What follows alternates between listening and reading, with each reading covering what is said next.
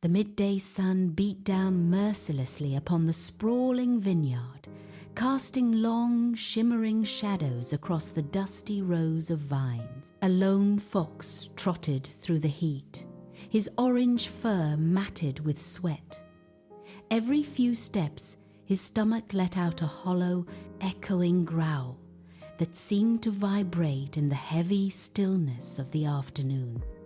He was desperate, searching for any reprieve from the gnawing emptiness within. Suddenly, he stopped. The world seemed to hold its breath as he looked up, his golden eyes widening in sudden, sharp realization. Hanging from a thick, gnarled vine directly above him was a magnificent cluster of deep purple grapes. They were heavy with juice, swaying ever so slightly in a phantom breeze. To the hungry fox, they looked like polished gems, glistening with a tempting sweetness that made his mouth water.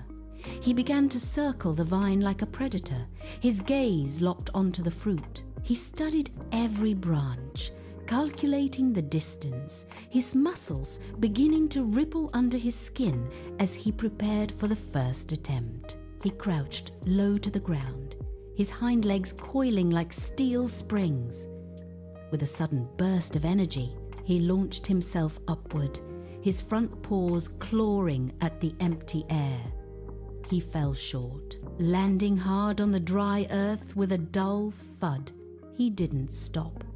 Shaking the dust from his fur, he paced a tight, frantic circle before sprinting toward the vine again. He pushed off with all his might, neck stretched toward the canopy, but the grapes remained just inches beyond his reach. A third time, he tried, leaping until his lungs burned and his paws only brushed a stray leaf.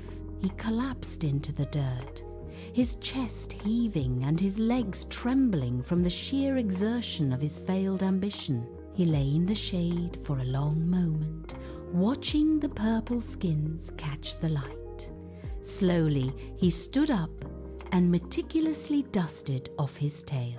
He tilted his chin toward the sky with a look of supreme indifference. "They are green and sour," he muttered, his voice dripping with cold disdain. He turned his back on the vine, marching toward the forest edge with a steady, prideful stride.